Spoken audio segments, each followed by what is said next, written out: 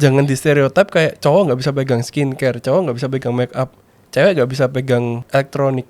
Enggak kok, bisa. Di era persaingan peragensian ini kita nggak bisa yang stuck gitu aja.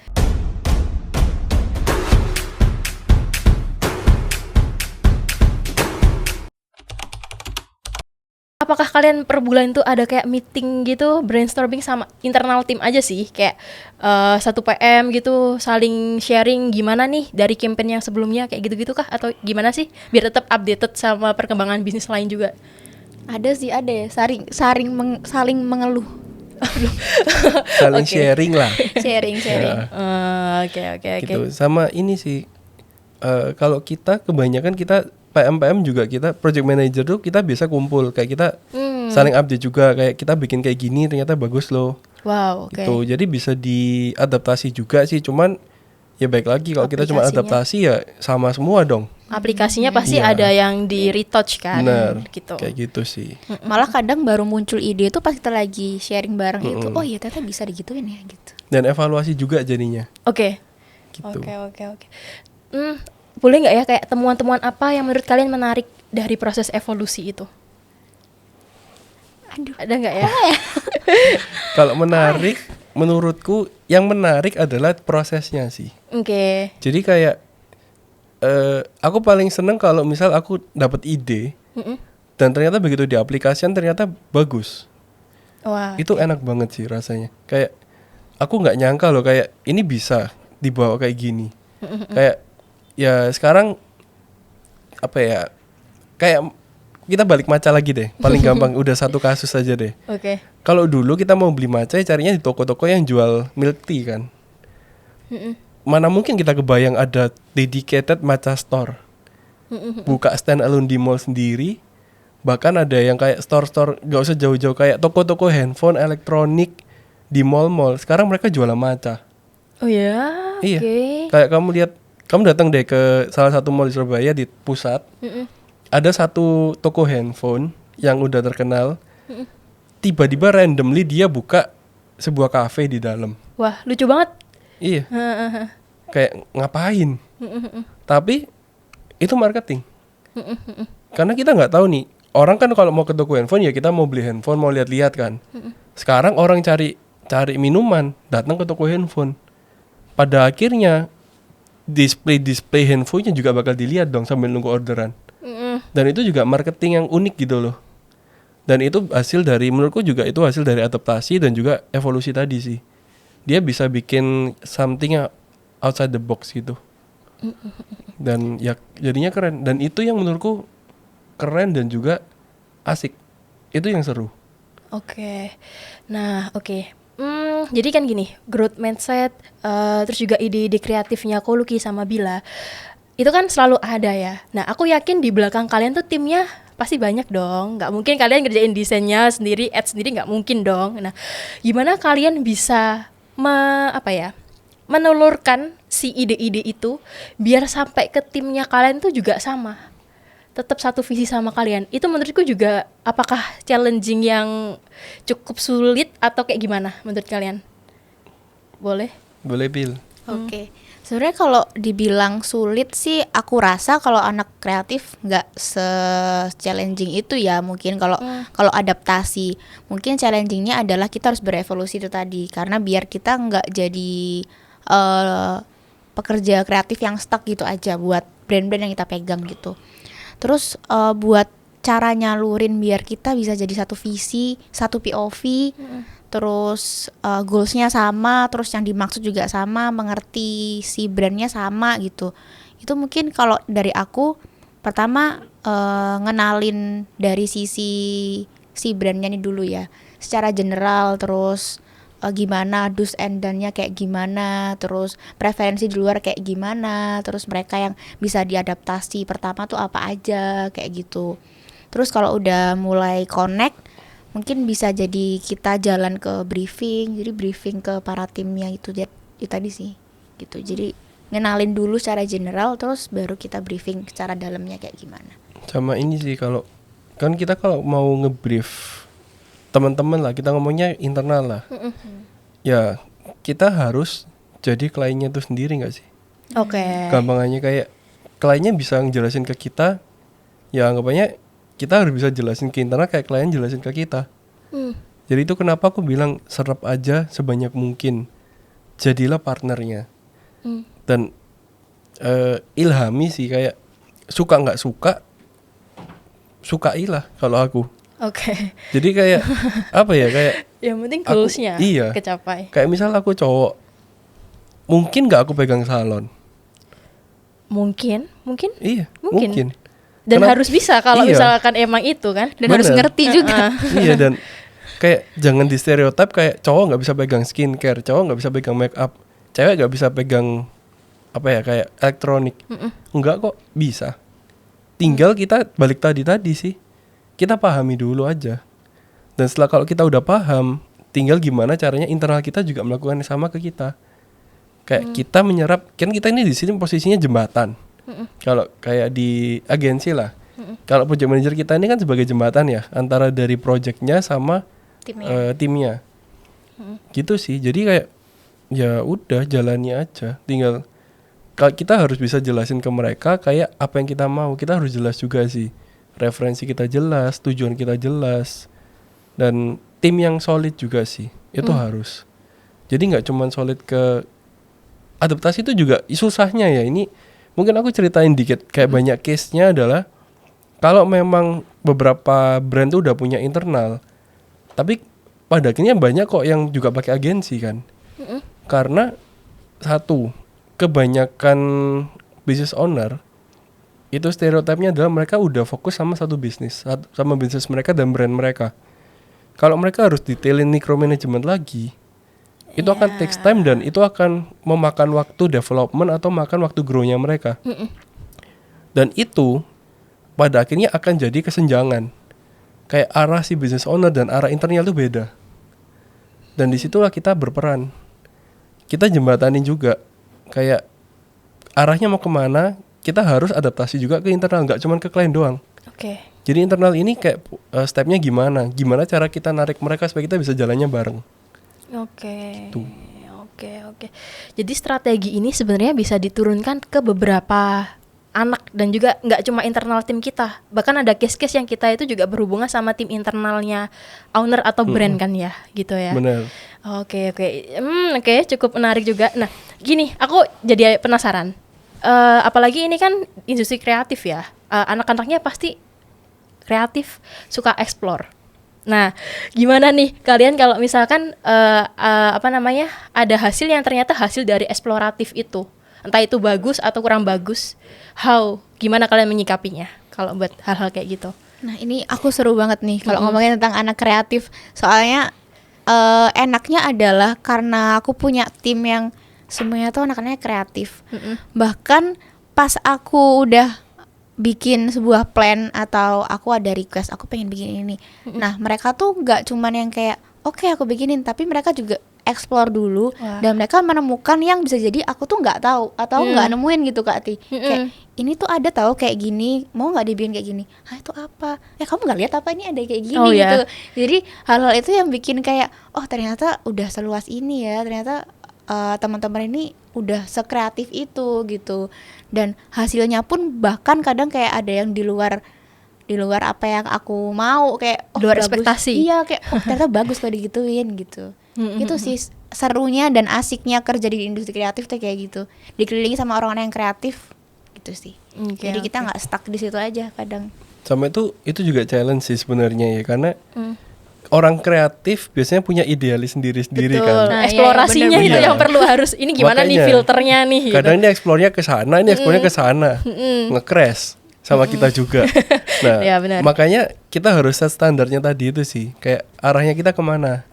Kalau selama tim kita itu paham arahnya kemana, harusnya eksplornya juga di daerah yang sama kok. Oke. Kayak gitu. Kalau anak kreatif, pasti anak kreatif semua. Bahkan anak yang nggak kreatif pun kalau join agensi kayak kita, pada akhirnya juga akan kreatif juga sih pasti. Tiba-tiba kreatif. Kayak Tiba-tiba FOMO. ini contohnya. Mana ada orang meeting pakai kayak gini, podcast ini karena contoh sobek-sobek lah. kayak gini. Betul. Hanya bisa dilakukan oleh anak agensi ya. Iya, dulu aku juga backgroundku kan aku kuliah di kuliah yang mengharuskan pakai seragam rapi, berpenampilan Yes. menarik dan sopan. Hospitality ya guys, anak Iya. ini mention. Terus mana ada aku ke kampus pakai kayak gini. Cuman ya pada akhirnya karena kita di dunia kreatif, kita harus jadi kreatif juga sih.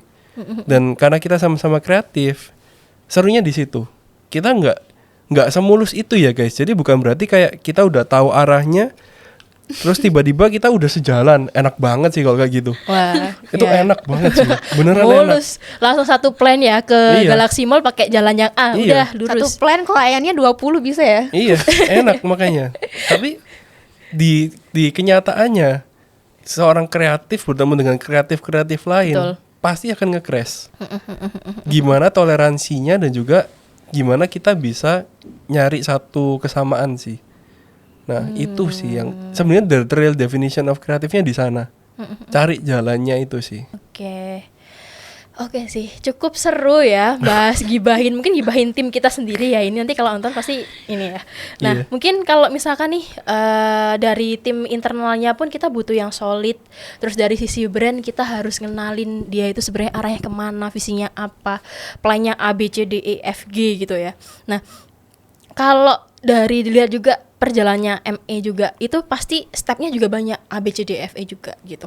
Nah kalau misal kalian lihat sendiri, mungkin dari Bila sama Lucky ini kan pasti udah kayak 2 tahun lebih ya sama ME juga gitu. Jauh sih. Jauh ya. Nah itu kalian kalau ngelihat ME sendiri itu gimana sih secara inovasinya, revolusinya? Itu menurut kalian kayak gimana pendapatnya? Atau mungkin boleh deh kalian involve di situ ada strategi-strategi yang udah kalian telurkan juga ke ME gitu. Bila boleh sih. Bila Manajer dulu gak sih? Loh, kebetulan Bila ini juga salah satu anak kreatif yang di dunia event juga. Jadi mungkin boleh di-share Bila. Jangan rebutan, satu-satu, ayo. Tanya apanya nih ME-nya ya? ME, terus kalau kamu mau ada yang mau kamu tambahin nih, mungkin di luar ME yang sekarang juga dipegang nih, spill dikit juga boleh kok Bila. Apa nih? Ditunggu ya guys, ini ada gebrakan baru nih kita tahun ini pasti. Oke. Aku sangat-sangat bersyukur dulu sih sebagai PM di ME karena ME ini cukup apa ya, nggak cuman adaptasi tapi dia juga berevolusi, banyak banget perkembangannya dari dulu sampai sekarang, dari tren-tren yang muncul ada ABCD dia selalu tap ke situ gitu. Jadi menurutku di era persaingan peragensian ini yang lagi marak, yang lagi rame, kita nggak bisa yang stuck gitu aja, nggak bisa yang cuman ngasih A, B, C doang. Tapi kalau misalnya ada yang baru, ya kita harus bisa involve ke situ juga gitu. Yes. Dan itu yang aku rasakan setelah aku di ME gitu.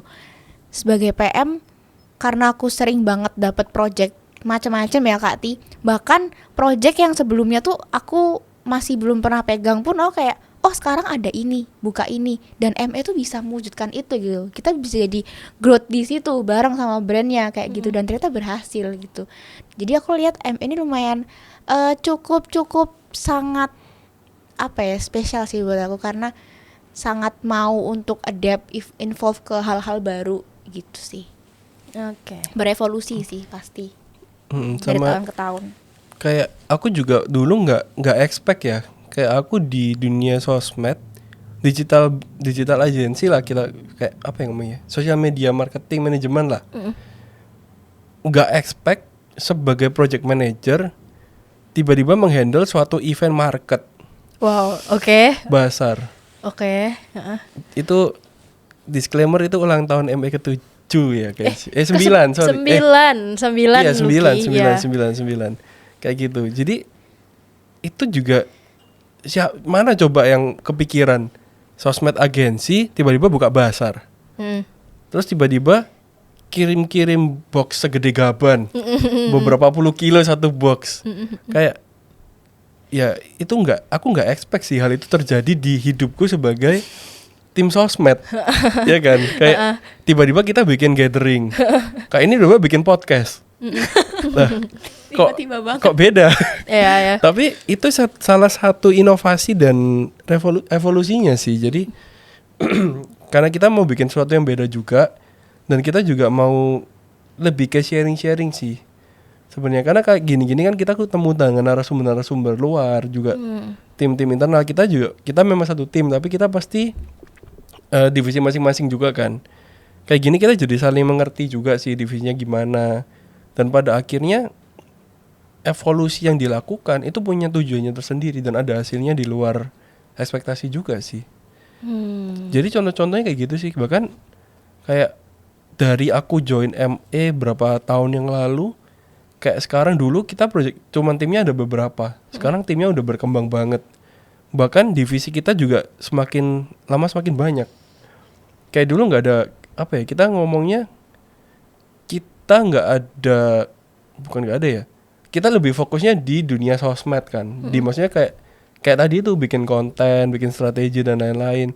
Sekarang tiba-tiba handle KOL, tiba-tiba handle event, campaign. Terus tiba-tiba kita ada gathering juga, kayak akhirnya juga nggak ada akhirnya gitu loh. Kayak kita terus berkembang dan itu yang bikin, menurutku itu yang bikin kita beda sih.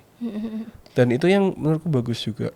Oke, reflektif jadi spontadi ya kayaknya ME ini ya. Balik lagi jadi spontadi, Bener. menyerap semuanya nih.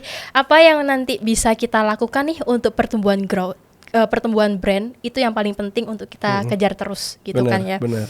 Oke. Disclaimer juga guys, mungkin Lucky tadi udah bilang anniversary kita itu dari tahun ke-9 gebiar terus ya.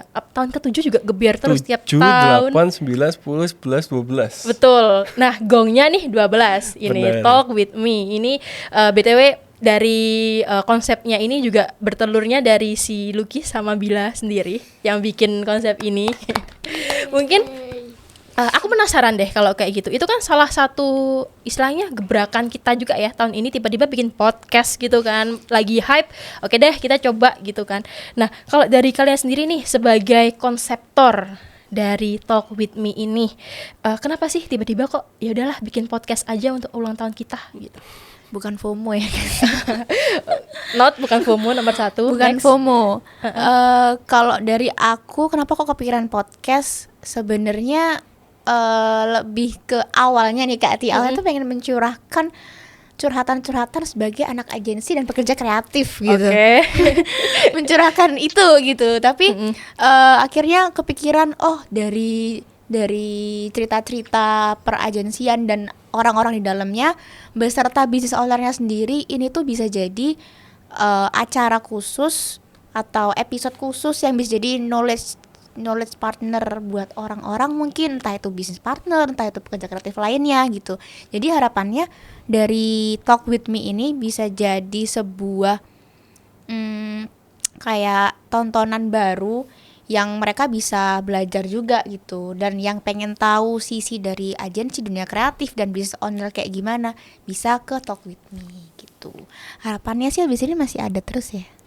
Harus, soalnya kayaknya ini Harusnya. manfaatnya cukup, kayaknya banyak bisnis owner juga yang terpapar sama konten ini dan sangat merasa bermanfaat ya gitu. Dari Lucky gimana mungkin? Kalau dari kita behind the scene di belakang ya, kita lihat dari yang tahun lalu, itu dulu kita pernah bikin sih, kalau nggak salah seminar online ya dulu. Webinar ya? Iya, kalau tahun lalu kan di NIF ke-11 tuh kita bikinnya ya webinar itu kan, seminar online kan. Dan menurut kita juga, kita nggak expect-nya adalah pesertanya juga lumayan banget yang antusias. Dan banyak banget case-case yang menurut kita menarik untuk kita bahas. Bahkan kayak kita nggak expect kalau itu terjadi di dunia sosmed, juga banyak banget yang kejadian. Dan pertanyaan itu bagus, sampai pada akhirnya kita juga belajar banyak loh dari kalian-kalian yang ikut webinarnya gitu loh. Oke. Dan kayak kita malah terpapar, kayak ternyata di luar sana, di luar yang kita lakuin, di luar yang kita dapat, itu masih banyak hal-hal yang bisa kita sharing, yang bisa kita explore. Dan juga kesusahan sekarang adalah seperti tadi sih, kayak kita kan perlu harus saling terbuka ya untuk jadi partner. Dan kita di sini mau educate juga, kita mau info juga, kayak kita bikin pertanyaan-pertanyaan, kita nanya-nanya. Itu bukan kita mau curi ide kalian, kita itu benar-benar memang pure untuk kita bisa grow bareng. Kayak gitu. Dan ini salah satu media yang kita pikirkan, podcast. Dimana kita bahas benar kayak kejadian yang sekarang sering terjadi, POV dari pebisnis, POV dari kita tim internal juga. Jadi itu kenapa menurut kita podcast ini juga jadi salah satu sisi yang bagus sih buat di anniversary ke-12 ini. Dan juga temanya kan revolution kan, jadi evolving brand, empowering presence. Wow. Jadi karena percuma kita cuman nguatin branding terus tapi kita nggak ada kehadirannya. Kayak balik lagi tadi kita cuman adaptasi terus tapi kita nggak berubah. Jadi nggak ada ujung, nggak ada akhirnya sih. Makanya kita sih melihat revolusi ini hal yang perlu ya, terutama di bidang sekarang. Sejak 2000, kalau sosmed ini kan mulai ningkat 2020 ya. Pas zaman Pandemi, COVID pandemi kan. itu kan. Pandemi kan. Dan akhirnya semua yang offline, semua kayak kita dulu mau apa-apa offline, nongkrong offline, sekarang jadi online semua kan. Itu kan juga melalui suatu perubahan. Kita harus adaptasi, kita harus berubah. Kalau kita cuma adaptasi, itu yang namanya sekolahan tutup semua udah. yang anak-anak SMA kuliah nggak sekolah semua dong. Tapi kita ada perubahan di Indonesia sih juga, di dunia dan Indonesia. Akhirnya muncullah suatu fitur Google Meet, Zoom dan lain-lain yang dimana akhirnya semuanya bisa jadi online. Bahkan sampai sekarang malah jadi berkembang digitalnya. Nah itu sih revolusi yang kita perluin di zaman sekarang. Kayak gitu. Oke. Jadi kalau misalkan disimpulin nih peran dari podcast Talk With Me nih buat business owner, buat brand atau buat internal tim sebuah agensi yang nonton podcast kita itu apa sih guys? Gitu. Peran yang ingin kalian bangun deh. Oke, kalau dari aku sebenarnya satu, perubahan itu nggak nakutin sebenarnya. Awal memang susah, tapi untuk mencapai sesuatu yang lebih baik. Dan di arah perubahan itu banyak banget rintangan yang pasti kita hadapin kan. Jadi kayak bisa jadi kita ngelewatin jalan A, ternyata kita stuck, jalannya ditutup. Ya udah, ya yang diterabas ya kita nggak jalan, nungguin nggak jalan. Kita harus cari alternatif lain, jalan B tutup ya cari jalan C. Banyak caranya, jadi evolusi itu harus selalu berjalan terus. Dan kalau kita cuman di situ-situ terus, stuck terus ya lama-lama juga kita yang ketinggalan gitu loh. Yang lain udah jalan, kita masih stuck nunggu terus. Itu sih, itu esensi kita di sana. Supaya kita juga masih survive gitu. Bila mau nambahin? Oke, sudah sesuai sih. Mungkin kalau dari podcast sendiri, Talk With Me sendiri, harapannya nggak cuman buat business owner aja sih. Kalau business owner mungkin kita mencoba kasih informasi-informasi tentang dunia brand yang sekarang, terus sekarang perubahannya kayak gimana, kita bisa kasih lewat podcast ini. Cuma nanti lebih ke gak cuma business owner aja, bisa jadi pekerja kreatif, terus bisa jadi sharing session juga, dan yang pasti knowledge partner buat teman-teman di luar gitu. Oke. Dan aku percaya sih kalau misalkan cuma nonton podcast aja, itu pasti kurang nampol ya buat tim ataupun business owner di luar sana. Mungkin ada nggak ya tips dari kalian nih yang udah ngerjain banyak banget case study dengan berbagai brand? Apa sih tips dari kalian buat business owner yang ngerasa itu stagnan dengan idenya atau secara marketingnya, biar mereka itu nggak cuma adaptif bertahan doang nih di tengah red ocean, tapi juga mereka juga berevolusi like MA juga yang sekarang bikin podcast dan lain-lain. Kalian gimana untuk tipsnya itu? Tipsnya sih tadi sih jangan fokus ke stucknya dan jangan fokus ke gagal. Tapi fokuslah kenapa kita gagal, evaluasi dan cari jalan lagi. Itu sih. Jadi nggak usah takut, yang namanya stuck tuh pasti ada. Kita juga kok, kayak kita bikin plan juga nggak selalu ACC, nggak selalu berhasil gitu loh. Tapi kalau kita stuck di sana terus, kita kayak kok gagal ya, kok kenapa kok bisa kayak gini ya, harus siapa ya? Ya kita ketinggalan beberapa bulan. Kayak gagal ya udah, gagalnya kira-kira kenapa, improve bisa gimana? Ya wis kita coba improve kemudiannya gimana. Itu sih. Aku balik lagi sih Kak, tadi kan bilang gimana caranya kalau business owner ini ngerasa stuck, ngerasa nggak ada ide atau gimana. Baik lagi kayak kita tadi mau jalan, mau ke Galaxy Mall misal. Kok misalkan cuman stuck di jalan itu aja, nggak mau coba cari jalan lain atau nggak mau ngelirik jalan sebelah, ya bakal di situ terus. Jadi mau nggak mau harus coba cari jalan lain, harus coba cari preferensi lain, harus coba cari ide-ide lain mungkin gitu sih. Lebih banyak lihat dunia luar juga biar ide-ide baru juga tetap masuk. gitu. Nah, mungkin kesimpulannya makanya business owner butuh partner kayak ME. Butuh growth partner. Yes, soalnya business owner kan juga pasti stucknya di ini ya, industrinya mereka gitu. Nah, mungkin butuh pandangan lain juga nih tentang hal-hal baru, hal-hal lain, diskusi nih dengan partner-partner yang memang punya pengalaman di situ. Itu pasti juga akan membantu biar nggak stuck di situ aja. Cari plan A sampai Z. Iya, gitu. biar nggak di handle sendirian, Kak. Iya, Gitu. biar fokus ke growth bisnisnya. Oke sih, cukup seru ya. Kita gibahin banyak orang ya hari ini, cukup ya. Mungkin aku simpulin aja sih dari yang udah kita bicarain sekitar 1,5 jam ini atau setengah jam ini ya. Dari hal yang emang udah kita terapin nih, banyak plan juga nih, banyak strategi juga nih, itu kita memang udah dituntut selalu adaptif.